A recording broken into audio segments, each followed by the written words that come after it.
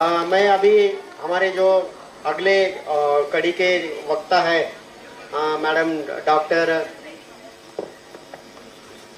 Deepa Pawar madam ने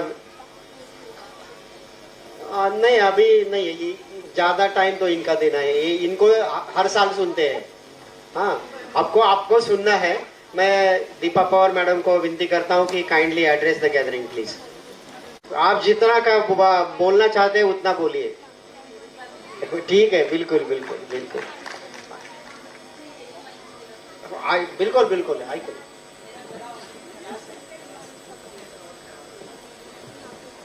तो मैं कोशिश करती हूँ कि ज़्यादा हम रूबरू होके बात करें।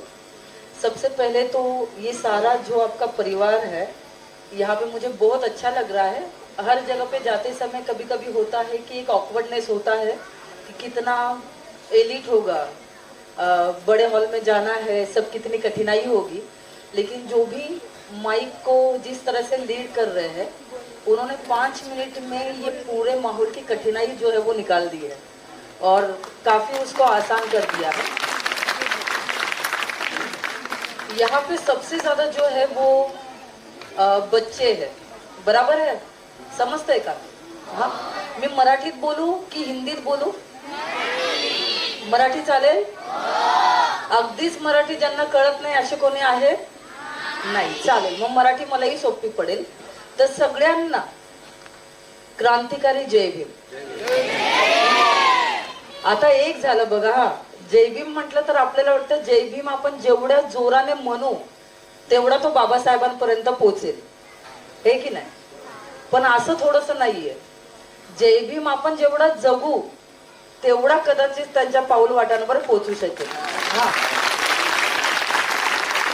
आत्ताच जयंती झाली आणि सगळ्या ठिकाणी खूप रोमांचक, आकर्षक आणि ज्याला म्हणू की धुंद होऊन अगदी बाबासाहेबांवर प्रेम करण्याचं वातावरण दिसतंच आणि ते दिसलंच पाहिजे, त्याच्यामध्ये प्रश्नच नाही। पण आता आपल्या जबाबदाऱ्या वाढत आहेत, आपल्या जबाबदाऱ्या वाढत आहेत आणि इकडे बसलेला खास करून जो ज्यांना लहान मुलं म्हणतात ना, त्यांच्याकडे माझं थोडंसं लक्ष आहे। तुम्ही थोडेही हल्लात तर मला दिसतंय, जरी तुम्ही 50, 60, 100 असाल तरी। साधारण 22 वर्ष मी तुमच्या वयाच्या वयोगटातल्या मुला मुलींबरोबर आणि युवांबरोबर काम करत आहे। त्याच्यामुळे सगळ्यात जास्त अपेक्षा जर हा देश जगवण्याची कोणाकडून माझ्यासारख्या लोकांची आहे ती तुमच्याकडून आहे, कळतंय? कारण का या लोकांना जे करायचं होतं ते करत आहेत। आमची परत पुढची पिढी जी या लोकांनी आम्हाला शिकवलं ते आम्ही करण्याचा प्रयत्न करतोय। पण आता तुमची पिढी, बरोबर आहे, एक पिढी आम्हाला पाहते आणि आमची पिढी आता तुम्हाला पाहते।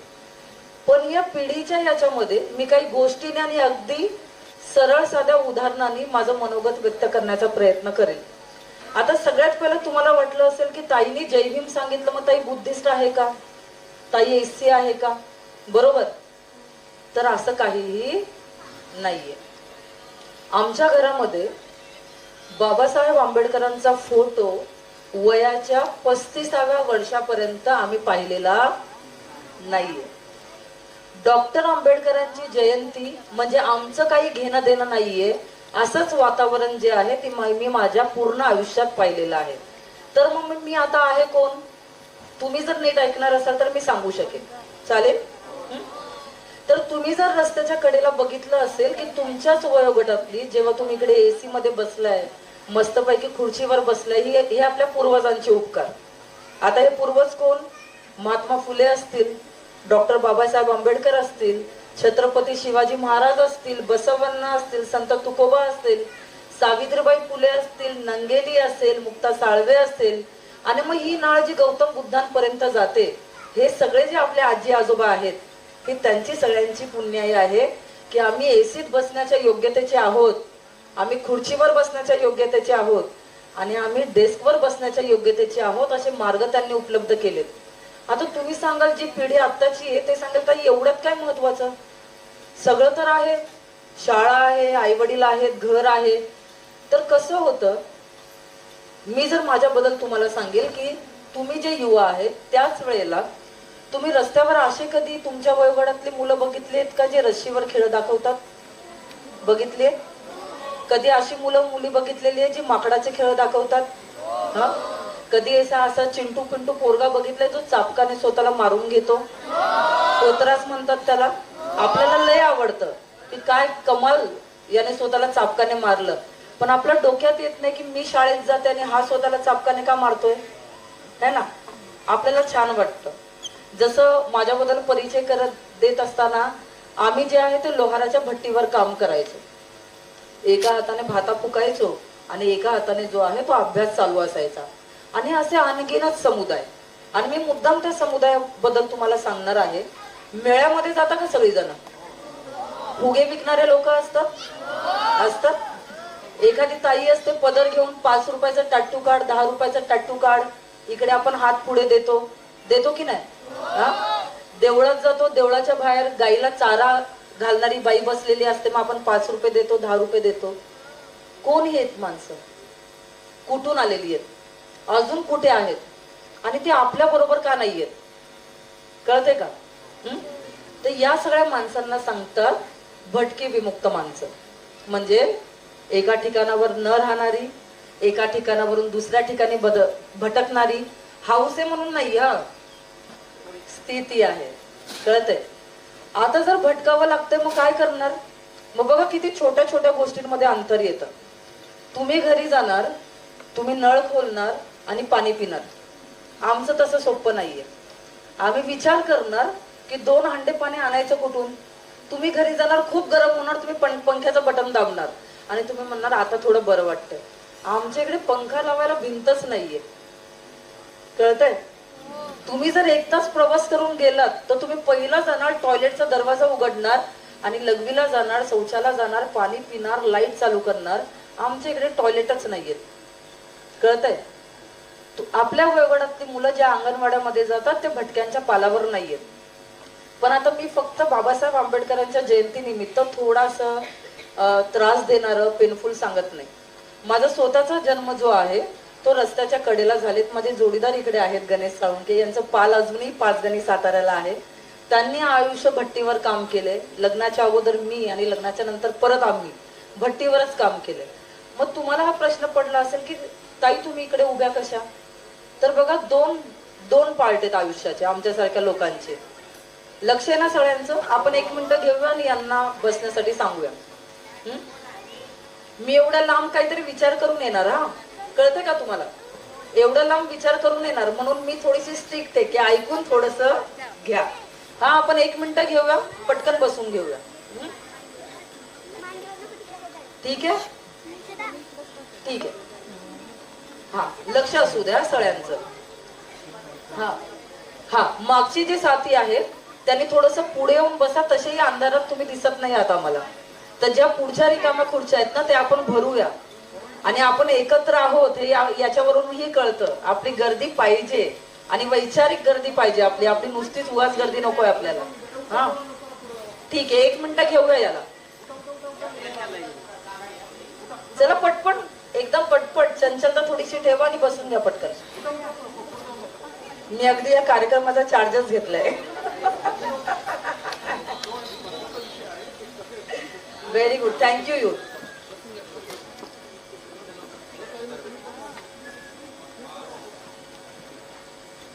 चला पटपट.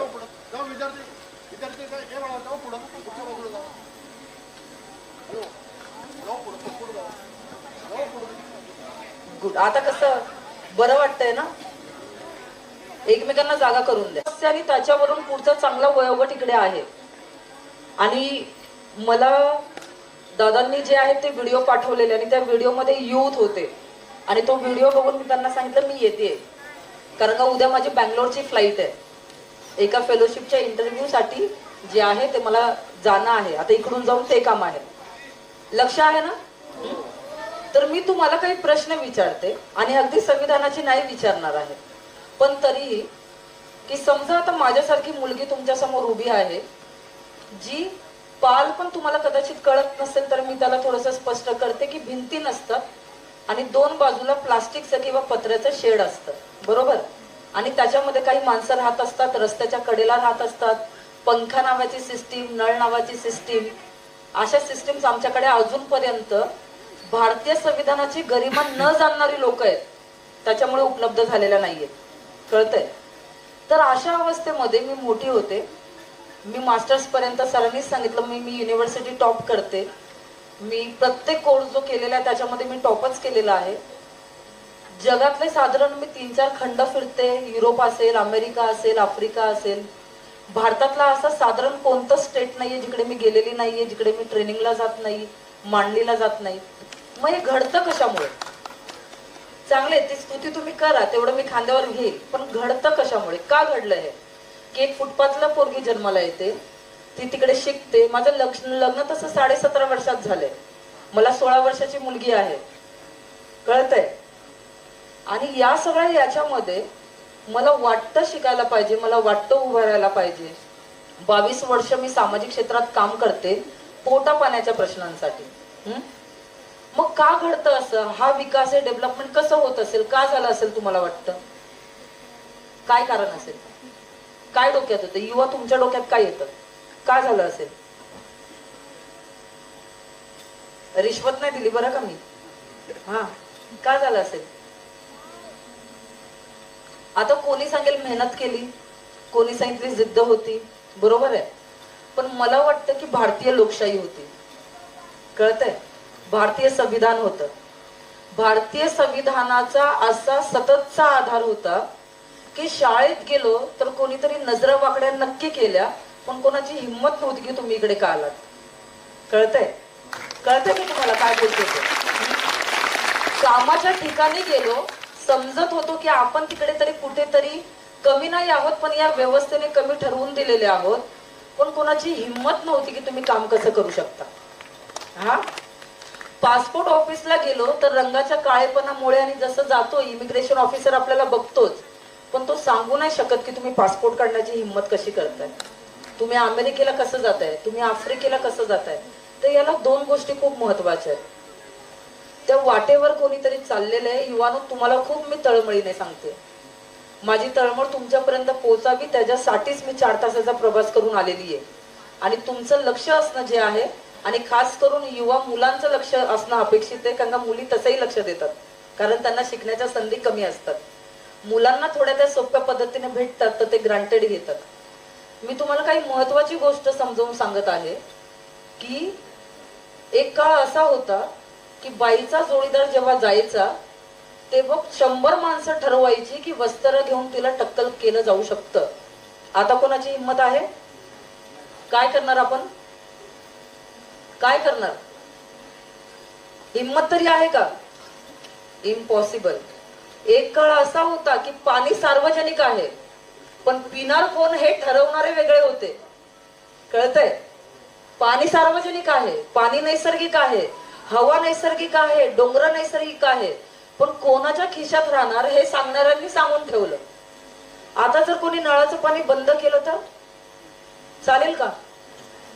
अजिबात चालणार नाही. कारण त्यासाठी जे आहे ना, हे फक्त फ्रेम नाहीये. या माणसांनी, या पूर्वजांनी जे आहे ना, मी म्हणेल फक्त संघर्ष केला नाही, त्यांनी स्वतःला गाडून घेऊन ते उगवलेले आहेत. कळतंय? एवढं जास्त ते महत्वाचं आहे की आमच्यासाठी चौदार तळ्यावर जर सत्याग्रहच केला नसता, आमच्या आजी आणि त्याच्या पूर्वीची माणसं आम्हाला सांगतात की 1 हंडा पाणी मिळत नव्हतं, आणि मिळायचं तर ते पाणी घाण आहे की पिण्याच्या लायकीचं आहे ते कळत नव्हतं. आज या सगळ्या छोट्या छोट्या गोष्टी आहेत ना, मी मगाशी तेच सांगत होते की या वाटांवर कोणीतरी चाललेलं आहे, म्हणून आपली चालण्याची योग्यता जी आहे ती निर्माण झालेली आहे. पण आता कुठे थोडस चुकते, म्हणजे मला माहितीये तुमचे सांस्कृतिक कार्यक्रम आहे, पण मी तुम्हाला महत्वाचं एक उदाहरण देईल आणि मग तुम्ही मनातल्या मनात त्याचं उत्तर शोधण्याचा प्रयत्न करा आणि मग मला सांगा की माझ्यासारख्या भटक्या विमुक्तांची मुलगी, ज्यांनी बाबासाहेबांचा फोटो वयाच्या 35 वर्षापर्यंत स्वतःच्या घरात पाहिलेला नाहीये, भारतीय संविधानाच्या गोष्टींची आमची अस्मिता नक्की जोडते, पण ते आमच्या घरात कोणी सांगितलेलं नाहीये. आमच्या घरामध्ये बाबासाहेब जसे तुम्हाला मिळाले तसे आम्हाला उपजत मिळालेले नाहीयेत. आम्ही शोधून काढले, आम्ही पाठलाग केला, आम्ही त्यांच्या पाठी धावलो, अगदी येडे झालो त्यांचे. त्यांना वाचलं, त्यांचा अभ्यास केला आणि त्यांच्या प्रेमात पडलो. कळतंय? मग आणि फक्त प्रेमात नाही पडलो, माझ्या संस्थेबद्दल, माझ्या कामाबद्दल, माझ्या रायटिंग बद्दल मी थोडस जर तुम्हाला सांगेल की मी फक्त संस्था चालवत नाही, मी प्रशिक्षक आहे, मी रायटर आहे, मी संशोधक आहे, मी कॅपॅसिटी बिल्डर आहे, मी नेतृत्वाचा विकास करण्याचा प्रयत्न करते. आणि या सगळ्या छबीमध्ये बाबासाहेबांचा वैचारिक सुवास नित्य नियमाने जिवंत राहील, ती माझी कटिबद्धता आहे. कळतंय का? माझे शब्द तुम्हाला कळत असेल तर प्रयत्न करा. जेव्हा नेतृत्वाचा विकास होतो तेव्हा मी हे नाही शिकवत की माईक घेऊन 100 समोर काय बोलायचं. जेव्हा नेतृत्वाच्या विकासाच्या संधी उपलब्ध होतात आणि लोकांना मी प्रशिक्षण करते तेव्हा मी त्यांना हे शिकवण्याचा प्रयत्न करते की ऑलरेडी आमच्या आजी आजोबांनी जे केलेलं आहे ना, जे आमच्या पूर्वजांनी केलेलं आहे, तुमचं नेतृत्व त्याचं मोजमाप कसं करणार आहे, तुमचं नेतृत्व त्याची अकाउंटेबिलिटी, त्याची वचनबद्धता कसं ठेवणार आहे, कशी ती उधारी फेडणार आहे आणि कशा पद्धतीने तुम्ही ते करणार आहात.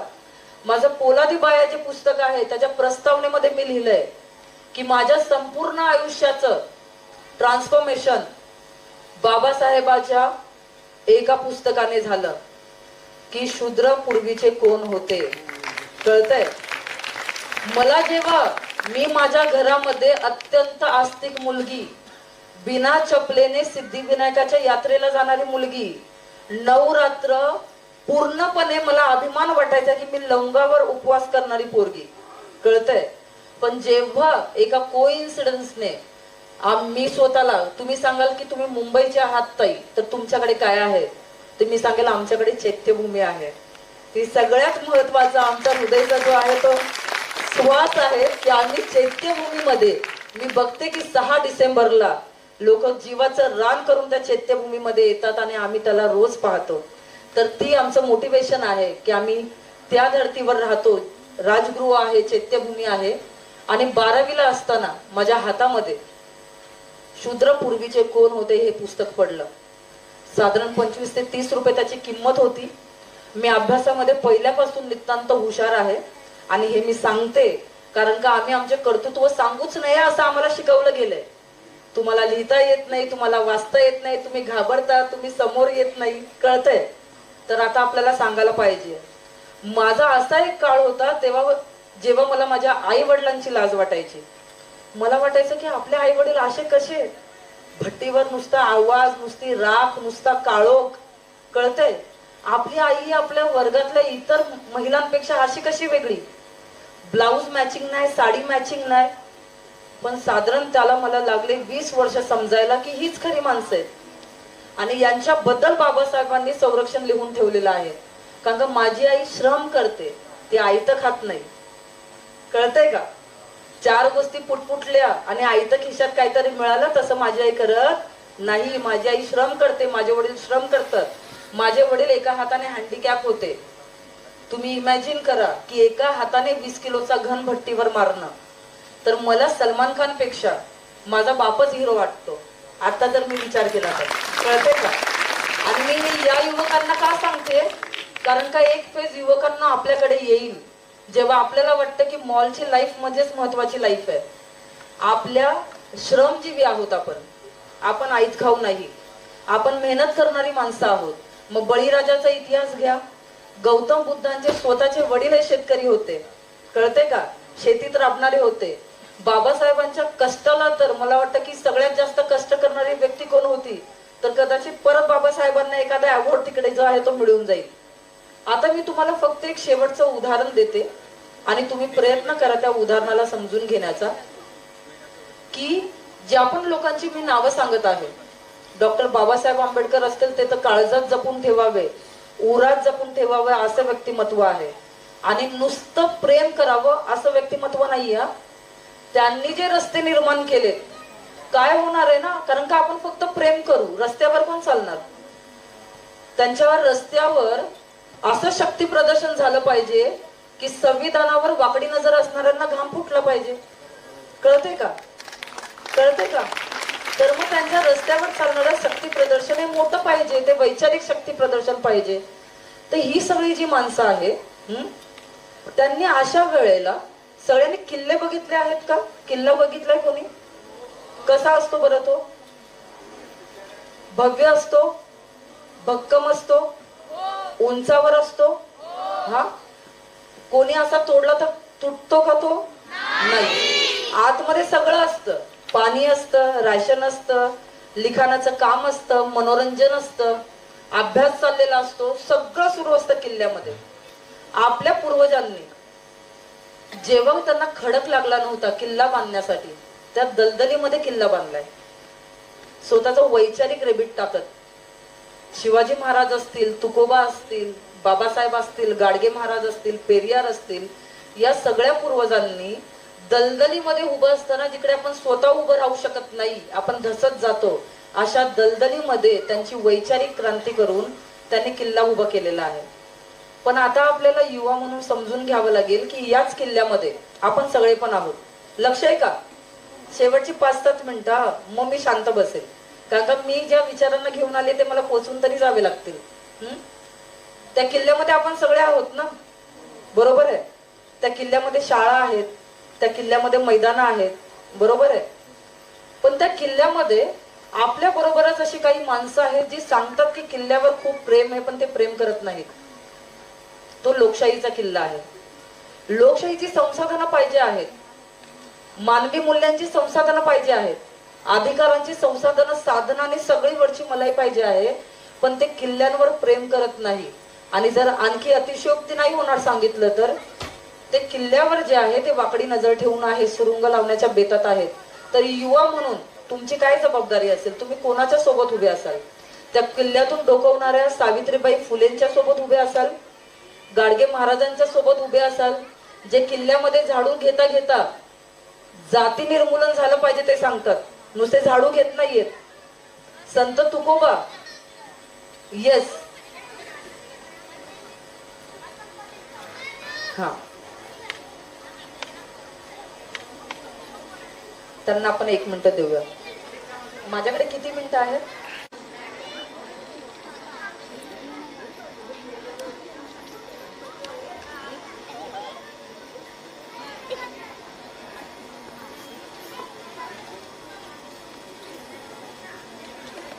चालेल, मी म्हणजे इतर मान्यवरांचा वेळ जायला नको.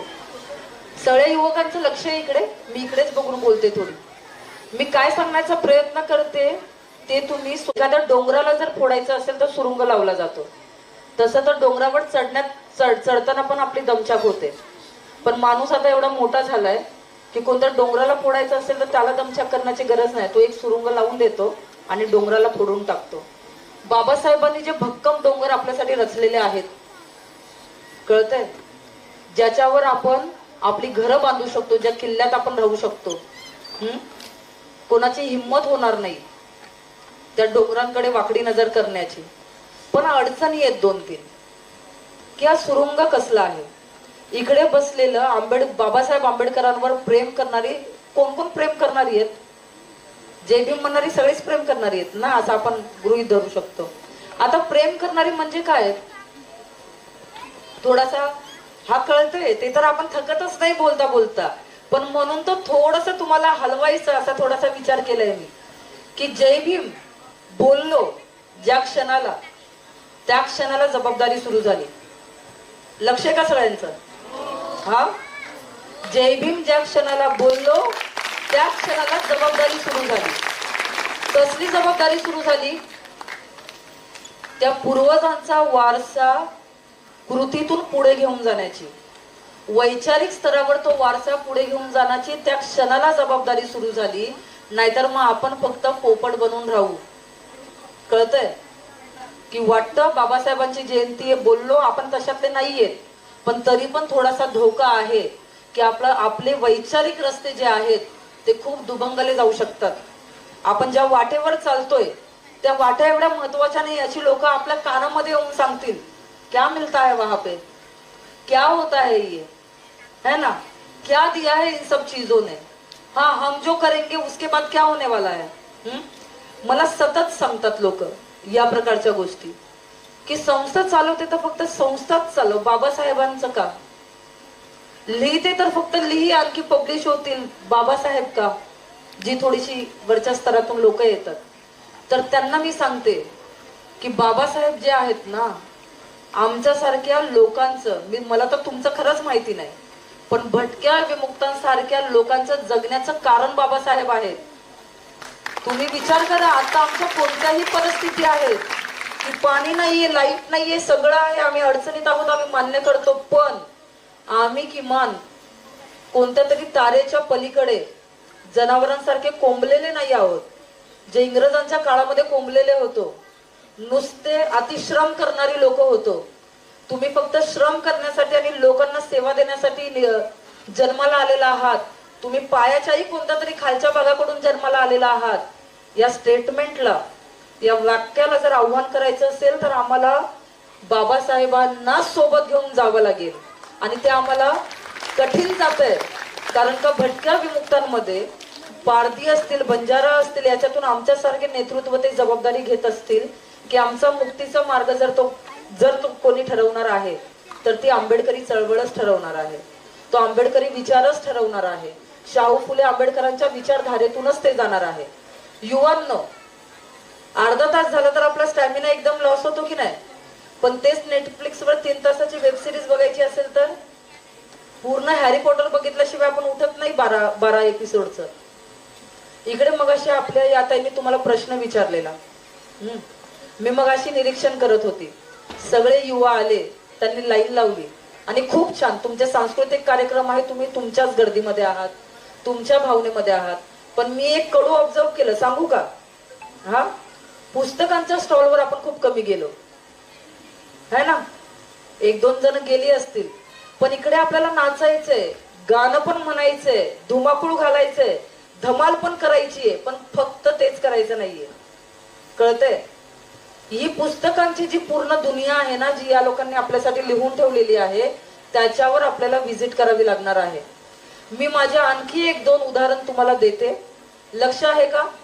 आता इकडे बसलेले जे युवा आहेत ना, 12वीला मी कॉलेजमध्ये सेकंड होती, म्हणजे दुसऱ्या रँकवर होती, आणि मी इकॉनॉमिक्स मध्ये टॉपर होती संपूर्ण कॉलेजमध्ये. आणि आमच्या एका सरांनी सांगितलं आमच्या एका मित्राला की वो इकॉनॉमिक्स में कौन टॉपर लड़की है, उसको जरा बुला के लाओ. आणि पूर्ण वर्षभर त्यांनी माझ्याकडे बघितलं देखील नव्हतं, कारण का कपड्यावरून, रंगावरून, भाषेवरून, तुमचे विस्कटलेल्या केसावरून, मधल्या सुट्टीत उघडणाऱ्या तुमच्या लंच बॉक्सवरून, जसं मगाशी सरांनी सांगितलं आम्ही तुम्हाला लंच बॉक्स देत आहोत, मी माझ्या पास्ट मध्ये गेली एकदम. म्हटलं की आम्हाला जर तेव्हा कोणी लंच बॉक्स दिला असता, आम्ही घेतला तर असता, पण आमच्या समोर मुख्य प्रश्न असता की लंच बॉक्स मध्ये सामान टाकणार कोण. कळतंय का? चांगलं वाटलं असतं, पण तो आमच्या घरीच कुठेतरी पडून राहिला असता. कारण का डब्बा देण्याची संस्कृती आणि डब्बा देण्याचं कल्चर आणि संसाधनं जी आहेत, मला नाही वाटत की भटक्यांची कोणती पोरं शाळेमध्ये डब्बा घेऊन जे ते जात असतील.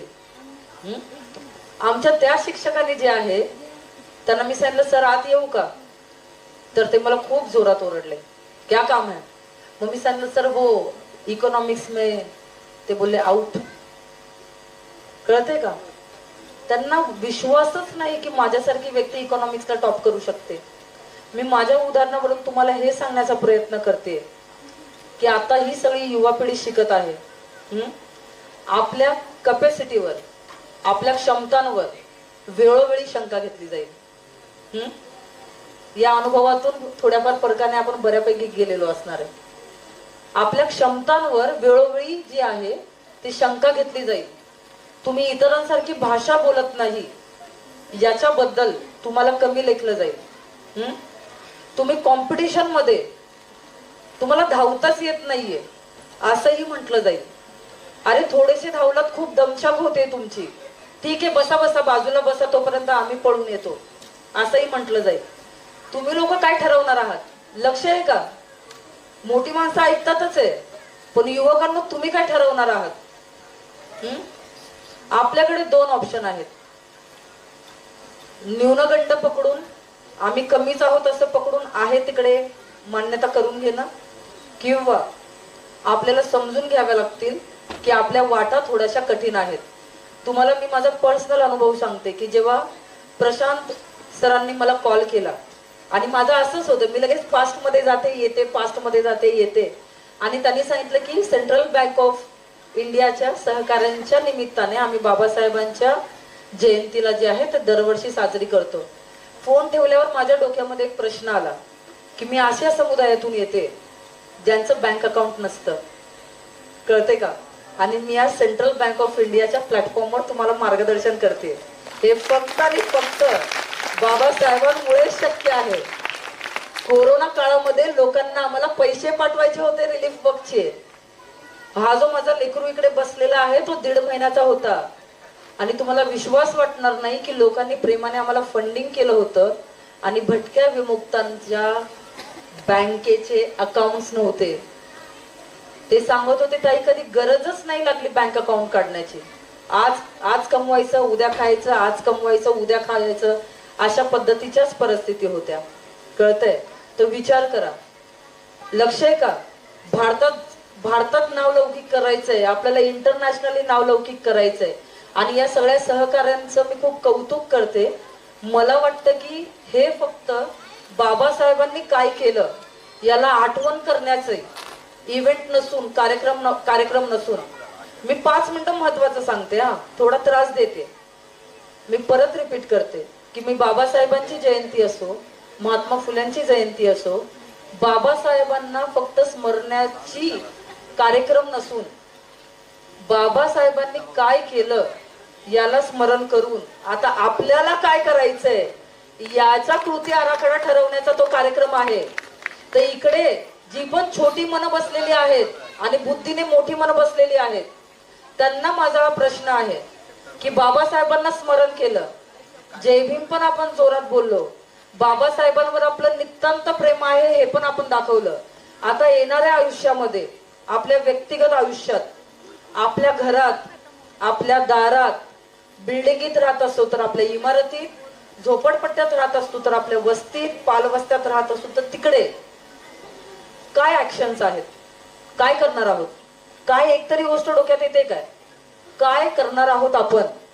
बाबासाहेबांची जयंती ही जगाच्या पाठीवर उदाहरण ठरली पाहिजे कि पृथ्वीच्या नकाशामध्ये ऐसा एक देश है जो लोकशाही के लिए, डेमोक्रेसी के लिए इतना ज्यादा जो है वो कटिबद्ध है. तर त्यांनी त्यांची माणसं आपल्याकडे पाठवली पाहिजेत की जर लोकशाही शिकायची असेल, जर मानवी मूल्य शिकायची असेल तर कुठे जायचंय? त्यांना इकडे यायचंय. आणि आपल्याकडे, मला माहिती ना बाळांना तुमचा अभ्यास काय, पण लोकशाही ही संकल्पना भारतासाठी नवीन नाहीये. लोकशाही संकल्पना सिद्धार्थ गौतमांनी आपल्याला सांगितली, गौतम बुद्धांनी आपल्याला सांगितली. संपूर्ण त्यांचं राज्य लोकशाहीचं होतं. बळीराजांनी सिंधू संस्कृतीने लोकशाही सांगितली. तुकोबा लोकशाहीसाठी लढले. शिवाजी महाराजांचा स्वराज्य शब्द माहितीये सगळ्यांना, जो जिजासाहेबांनी त्यांना दिला. ती लोकशाहीची जी आहे ती मेढ रोवण्याची जी आहे ती घटना आहे. आणि त्याच्यानंतर बाबासाहेब निधड्या छातीने समोर येतात आणि ते सांगतात, बाबासाहेब स्वतःला सांगतात की आमच्या पूर्वजांनी ज्या लोकशाहीच्या संकल्पना इकडे रोवलेल्या आहेत, मी त्याचं स्ट्रक्चर उभं करेल. कळतंय? मी त्याचं सिस्टीम उभी करेल, मी त्याची संरचना उभी करेल. ही कल्पना ते तुमच्या एवढे असल्यापासून बघतात, उभी करून देतात आणि आपल्याला ती रेडीमेड मिळते. इकडे बसलेल्या सगळ्या लोकांना मगाशी याच्या ताई सांगत होत्या की 26 नोव्हेंबर 1949 रोजी हे संविधान आम्ही अधिनियमित, आत्मार्पित, बरोबर आहे, करत आहोत ना. याचा अर्थ काय? 26 नोव्हेंबर 1949 नंतर बाबासाहेबांनी आपल्याला मार्गिका दिलेली आहे की तुम्हाला काय अधिनियमित आणि आत्मार्पित करायचंय. तुमच्या सबकॉन्शियस माइंड मध्ये पण जर काय असेल तर ती डेमोक्रेसी असली पाहिजे, ती लोकशाही असली पाहिजे, ते मानवी मूल्य असले पाहिजेत. आपण काय आत्मार्पित करतोय, आपण काय अधिनियमित करतोय? आणि भारत जगाच्या पाठीवर असा देश आहे की स्वतःचं संविधान स्वतः आत्मार्पित करतोय आणि अधिनियमित करतोय. आपण कोणत्या राजासाठी, हुकुमशहासाठी आणि तानाशाहीसाठी नाही करत आहे. तुम्हाला कळते का बाळांनो ही जबाबदारी? इकडे जे युवा बसलेत, जेव्हा तुम्ही संविधानाची उद्देशिका वाचता तेव्हा तुम्ही सांगता की हे संविधान आज 26 नोव्हेंबर 1949 रोजी आम्ही आत्मार्पित अधिनियमित करीत आहोत. म्हणजे काय करीत आहोत? आम्ही स्वतः चालवत आहोत. तर जर स्वतः चालवत आहोत तर स्वतःच्या खांद्यावर वैचारिक विटा घ्याव्या लागतील. असं आरामात रमत गमत सगळं करायचंय, आपल्याला एन्जॉय करायचं आहे, स्वतःचं आयुष्य पण जगायचंय, सगळं करायचंय. पण एवढं पण बेभान नाही राहायचंय की पटकन कोणीतरी माकडे येतील आणि पटकन संविधानाचं एखादं पान तोडून जातील. लक्ष आहे का सगळ्यांचं? संविधानाचं पान अमानवी मूल्यांनी, गैरसंविधानिक मनीषा ठेवणाऱ्या लोकांनी तिथपर्यंत पोहोचलं पण नाही पाहिजे. मी इकडे थांबते. फक्त मी तुम्हाला कळकळीने सांगते की मी इकडे मला कोणीतरी मंच अवेलेबल करून दिलाय, हातात माईक दिलाय म्हणून मी अजिबात कुठे जात नसते. मी आंबेडकराईट आहे असं सांगताना मला खूप प्राऊड फील होतं. I am Ambedkarite. मी दलित ऍक्टिव्हिस्ट आहे आणि त्या निमित्ताने बाबासाहेबांचा विचार जो या मातीतला वरवरचा विचार नाहीये, त्याची मुळं या मातीमध्ये आहेत. फक्त त्या मुळांवर आजकाल माहितीये ना, झाड काटत नाहीत, झाडांच्या बुंद्याशी लिक्विड टाकतात, पॉइझन टाकतात आणि ते झाड जे आहे ते 6 महिन्यात 1 वर्षात सुकून जातं. आपल्याला आपली मुळं खंबीर करायची आहेत, आपला पाया खंबीर करायचा आहे. आणि आपलं जे लोकशाहीचं झाड आहे, आपला जो हा लोकशाहीचा किल्ला आहे, त्याचे बुरुज आपण सगळे आहोत. आपली तटबंदी कळते का? कधी गेला असतात किल्ल्याला तर किल्ला मध्ये उभा असतो आणि बाजूला अशी तटबंदी असते. का असते? कोणती ऐरी गैरी माकडं त्या तटबंदीला क्रॉस करून किल्ल्याला त्रास देणारी नसावी. आपण तटबंदी आहोत या किल्ल्याची. त्या झाडाच्या पाठी ज्या पारंब्या असतात, तिकडे ज्या वरांडा टाकलेला असतो ना, जिकडे आपण आरामात चहा पीत बसतो, आपण ते आहेत. बाबासाहेबांनी, महात्मा फुल्यांनी, बसवण्णांनी, पेरियारनी निर्माण केलेल्या मानवी मूल्यांच्या वैचारिक किल्ल्याला, संविधानिक अभिव्यक्तीला, मानवाधिकारांच्या संकल्पनेला आपण त्याची मुळं घट्ट करण्याच्या प्रक्रियेत येऊया. दरवर्षी स्मरण तर करायचंय, आजीवन स्मरण करायचंय. पण स्मरण करताना प्रत्येक जण नव्या वर्षाचा संकल्प करतात ना. बाबासाहेब जयंतीचा संकल्प काय आहे आपला? असे मी 1-2 प्रश्न तुम्हाला विचारून जाते. काय आपला एक संकल्प असेल जो येणाऱ्या 14 एप्रिल पर्यंत एक संकल्प बाबासाहेब जयंतीच्या निमित्ताने संविधानाच्या उद्धारासाठी, संविधानाच्या मजबूतीसाठी आपण इकडे बसलेली प्रत्येक व्यक्ती आणि माझ्यापासून काय डोक्यात घोळवताय, कोणता एक विचार असेल. कधी कधी नेहमी करत असलेल्या गोष्टी करून करून आपण थकतो, कंटाळतो, किंवा असं वाटतं की चला चाललंय थोडं पारंपरिक. एक नवीन कल्पना काय असेल किंवा जुनी कल्पना आणखी मजबूत करून काय असेल. तर बाबासाहेबांना आपण शतशः विनम्र नमन करूया आणि बाबासाहेबांना हे कटिबद्ध